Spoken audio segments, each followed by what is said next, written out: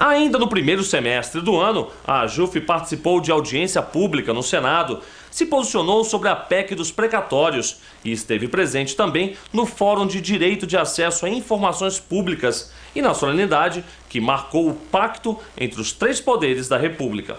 O segundo pacto republicano conta com 5 projetos de lei elaborados para tramitação no Congresso Nacional. As propostas tratam de questões tributárias e jurídicas para dar mais agilidade aos processos judiciais. Às vezes nós ficamos angustiados porque nós temos um acúmulo de coisas equivocadas durante décadas e décadas e a gente acha que é possível consertar em meses e não é possível consertar.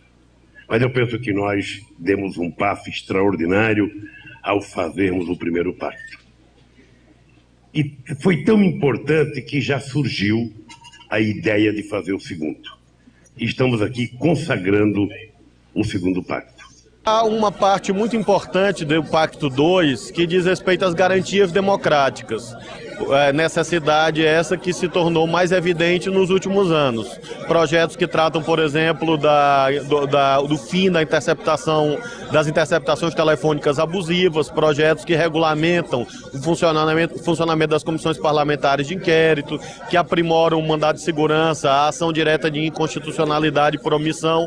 Todos são projetos já existentes que agora recebem um reforço significativo na medida em que todos os chefes dos poderes se comprometem em priorizar esses assuntos. O presidente da AJUF, Fernando Matos, participou da assinatura do pacto. Segundo ele, o segundo pacto é importante porque possibilita a tramitação de projetos de lei muito importantes para o desenvolvimento da Justiça Federal. São projetos de lei que estão no Congresso Nacional de agilização do processo, principalmente, não é? E projetos também que visam dar mais segurança aos juízes. Nós temos um projeto importante para a AJUF, que diz respeito ao PL 2057, que trata exatamente do julgamento colegiado nos casos que envolvam organizações criminosas. Nós temos também projetos que envolvem necessariamente a estruturação das turmas recursais dos juizados especiais federais. Então nós vemos esse pacto com a expectativa de que projetos de interesse do judiciário, especificamente da Justiça Federal, eles possam ter tramitação e possam finalmente ser aprovados. Também no primeiro semestre de 2009, o programa mostrou as medidas anunciadas pelo governo federal para tornar públicos documentos oficiais. Uma delas foi o envio de um projeto de lei ao Congresso Nacional para obrigar os órgãos públicos federais a divulgarem informações solicitadas pela população.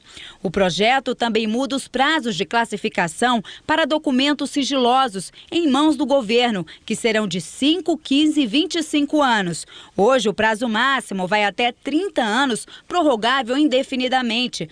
Vai ser mantido o sigilo sobre documentos relacionados a informações que coloquem em risco a defesa, a soberania ou a integridade do território nacional.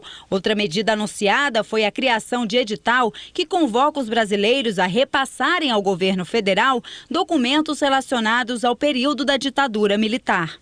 É o primeiro passo para que o país tenha uma legislação moderna de direito de acesso a documentos públicos. A AJUF participa do Fórum de Acesso à Informação Pública, tem dado a sua contribuição, inclusive nos projetos em tramitação no Congresso Nacional, e participa desse esforço de resgatar a nossa memória e de preservar e permitir o acesso do cidadão às informações de que dispõe o Estado, sempre observado que há aquelas limitações da preservação do direito à intimidade, à honra e à imagem das pessoas e à própria segurança do Estado. Então nós estamos imbuídos dentro desse projeto.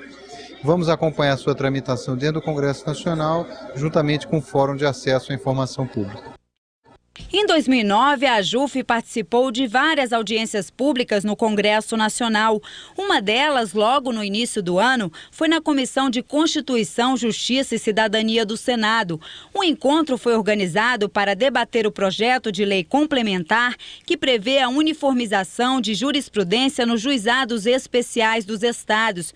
O PLC, de autoria do Executivo, determina que o pedido de uniformização deve ser julgado pelo Superior Tribunal de de Justiça, que poderá se manifestar apenas em questões de direito material, ou seja, relacionadas ao fato em discussão e não em aspectos processuais. O presidente da AJUF, Fernando Matos, convidado a participar do debate, expôs a experiência dos juizados especiais federais. Nós temos uma experiência na Justiça Federal sobre essa uniformização e tentamos trazer aqui um pouco dessa experiência e da realidade dos juizados especiais federais, contribuindo para o debate.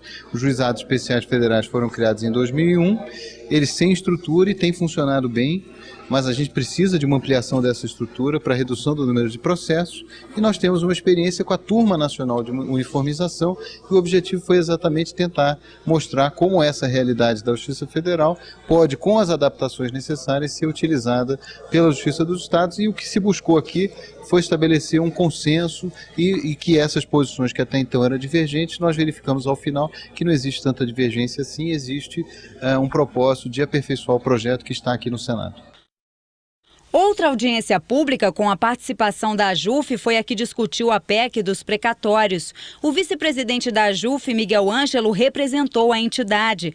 A AJUF é contra a mudança nas formas de pagamento de precatórios e tem preocupação com a PEC em razão da necessidade de garantir a efetividade das decisões do Poder Judiciário. Se a PEC for aprovada, o Estado terá muitos privilégios com a limitação dos pagamentos, o que vai prejudicar as pessoas que ganharam ações contra o Estado.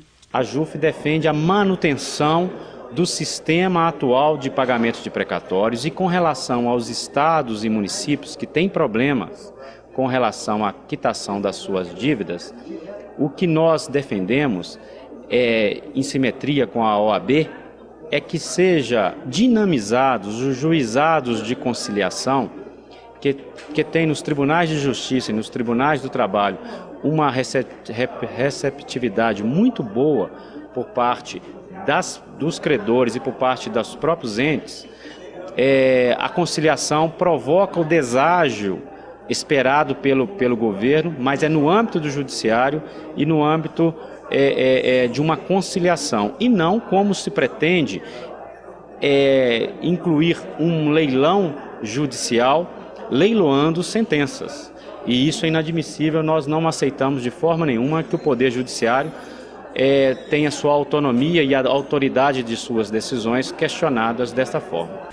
Marcha de protesto e debate sobre a discriminação contra a mulher são destaques do próximo bloco. Espere só um pouco, voltamos logo após o intervalo. Não saia daí.